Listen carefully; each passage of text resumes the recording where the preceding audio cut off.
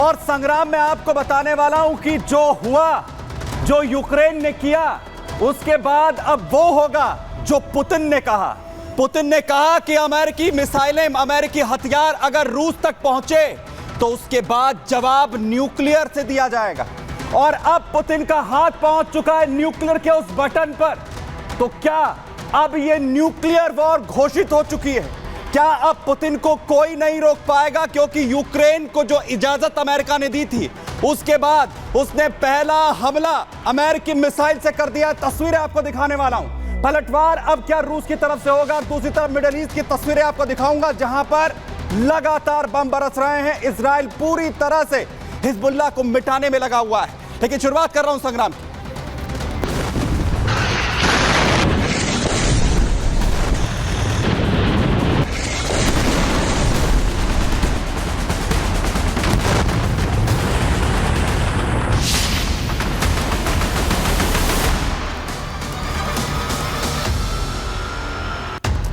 तो आज की सबसे बड़ी खबर के साथ शुरुआत कर रहे हैं। तो क्या पुतिन अब परमाणु बटन दबा देंगे? क्या पुतिन उस हरे बटन को दबाएंगे जिसके बाद विध्वंस पूरी दुनिया में मचने वाला है? क्योंकि रूस ने यह कहा था कि कोई यह गलती यूक्रेन ना करे कि जो अमेरिकी हथियार हैं, जो नाटो हथियार हैं, अगर वो पहुंचते हैं रूस तक, उसके बाद न्यूक्लियर वेपन यूक्रेन पर गरजेंगे, हमारे दुश्मनों पर यहां पर गरजेंगे। लेकिन सबसे पहली तस्वीर आज की मैं आपको यहां पर दिखाने जा रहा हूं, वो तस्वीर जिसने पूरी दुनिया को चिंता में डाल दिया। पुतिन क्या करेंगे? तस्वीर देखिए। ये वो तस्वीर है, रूस पर अमेरिकी मिसाइल से सबसे बड़ा हमला यूक्रेन ने कर दिया है।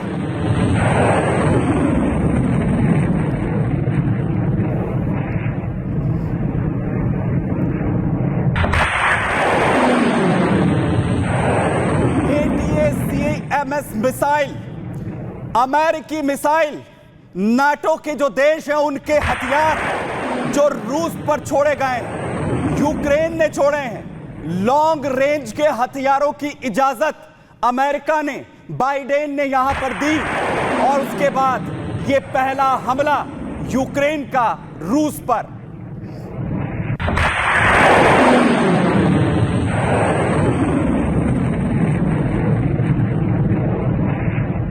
और यह कहा जा रहा है, यह ऐलान है परमाणु युद्ध का, यह ऐलान है न्यूक्लियर वॉर का, यह ऐलान है वर्ल्ड वॉर 3 का, जो इससे पहले पुतिन की तरफ से कहा गया था।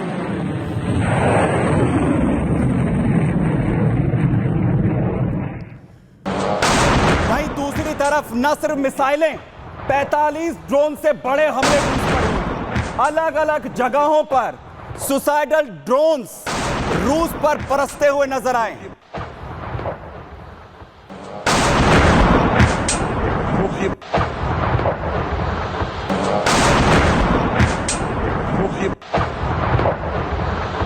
सिर्फ मिसाइल अटैक, न सिर्फ अमेरिकी हथियारों का इस्तेमाल किया है यूक्रेन ने, लॉन्ग रेंज मिसाइल को दागा है। अलग अलग जगहों पर 45 ड्रोन के जरिए भी हमला यहां पर किया गया है। यानी अब जेलेंस्की पूरी तरह यह कह रहे हैं कि हथियारों की कोई कमी नहीं होगी, रूस अब भुगतेगा। क्या कह रहे हैं जेलेंस्की, जरा सुनिए। यूक्रेन के पास लंबी दूरी की क्षमताएं हैं। यूक्रेन के पास खुद के बनाए हुए लंबी दूरी के ड्रोन हैं। हमारे पास लंबे नेपच्यून हैं। अब हमारे पास ATACMS है और हम अब उन सभी का इस्तेमाल करेंगे। वो हमला जिसने पूरी दुनिया को दहला दिया, चिंता में डाल दिया कि क्या अब पुतिन न्यूक्लियर वॉर यहां पर करने वाले हैं। कैसे हुआ है यह हमला? पहले मैं आपको यह बता रहा हूं, जरा देखिए। रूस और यूक्रेन में अब यह युद्ध बेहद विध्वंसक हो चला है। सबसे बड़ा यह युद्ध होने जा रहा है। यूक्रेन ने रूस पर मिसाइलों से हमला किया। मिसाइल अटैक रूस पर किए गए, जहां पर यूक्रेन ने रूस पर अमेरिकी ATACMS मिसाइल को दाग दिया है। जहां रूस के ब्रांस बॉर्डर पर मिलिट्री बेस निशाना बनाया जाता है रूस का। लगभग 6 लंबी दूरी की मिसाइलें रूस पर अटैक की गई हैं, जहां पर एक के बाद एक इन मिसाइलों को दागा गया।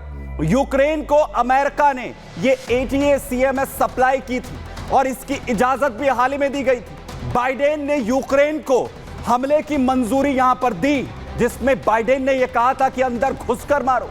रूस में अंदर तक घुसकर अटैक करने की परमिशन अमेरिका की तरफ से यूक्रेन को मिली थी और बाइडेन की इजाजत मिली। सिर्फ 2 दिन बीते और 2 दिन के बाद ही यूक्रेन ने वो कर दिखाया। रूस पर हमले के बाद जेलेंस्की पूरी तरीके से इस वक्त अपना जोश यहां पर हाई दिखाते हुए नजर आ रहे हैं, पूरी तरह से एक्टिव यहां पर नजर आ रहे हैं। लेकिन ये जो हमला हुआ उसके बाद रूस की तरफ से भी एक्शन देखने को मिल रहा है। रूस की तरफ से पलटवार किया गया है। रूस ने कह रहा है कि संधि के पेपर, जो यहां पर परमाणु के जो डॉक्ट्रिन है उनका पेपर अमेरिका ने पढ़ लिए होंगे। रूस ने बदलाव कर दिया है। क्या न्यूक्लियर से जो है वो रूस कर सकता है? सुनिए क्या कुछ कहा जा रहा है रूस की तरफ से।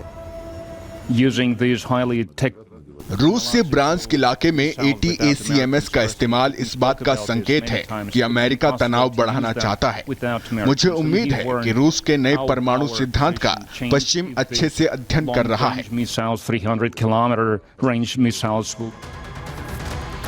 और वहीं इसी बीच आपको बड़ी अपडेट बता रहा हूं, जहां पर राजधानी कीव से बड़ी अपडेट आ रही है। अमेरिकी दूतावास को बंद किया गया। बड़ी अपडेट आ रही है राजधानी कीव से। अमेरिकी दूतावास को बंद करने की जानकारी यहां पर सामने आ रही है। संभावित हमले के चलते जो इनपुट्स मिले थे उसके बाद दूतावास को बंद किया गया है। यूएस दूतावास, जहां कर्मियों को सुरक्षित जगहों पर शिफ्ट भी किया गया है। यूक्रेन में अपने नागरिकों से अमेरिका की अपील, नागरिक सुरक्षित ठिकानों का इंतजाम करें।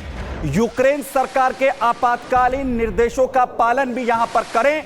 आपको बताएं कि ATACMS मिसाइल हमले के बाद रूस का जो रुख है वो बेहद आक्रामक यहां पर नजर आ रहा है, जिसे लेकर जो है फैसला यहां पर अमेरिकी सरकार की तरफ से अपने नागरिकों की सुरक्षा को लेकर भी यहां पर दिया जा रहा है।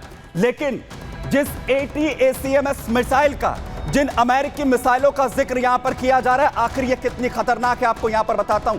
सतह से सतह पर मार करने वाली बैलिस्टिक मिसाइलें जो रूस पर दागी गई, 305 किलोमीटर तक लॉन्ग रेंज अपने टारगेट को पूरी तरह से यह खत्म करने में सक्षम है। 3704 किलोमीटर प्रति घंटे की स्पीड से हमला करने में ये क्षमता रखती है। 180 किलोग्राम का जो वॉरहेड है अपने साथ ले जाने में ये कामयाब होती है। लंबाई 12 फीट और विंग स्पैन 55 फीट के हैं। वहीं ATACMS जो मिसाइल है, इसका वजन करीब 1670 किलोग्राम का है। ATACMS का जो शॉर्ट नेम है ये अटैक बेम्स है। अमेरिका की लंबी दूरी की बैलिस्टिक मिसाइलें खतरनाक मिसाइलें हैं। अमेरिका ने पहली बार इराक पर इन मिसाइलों का इस्तेमाल किया था।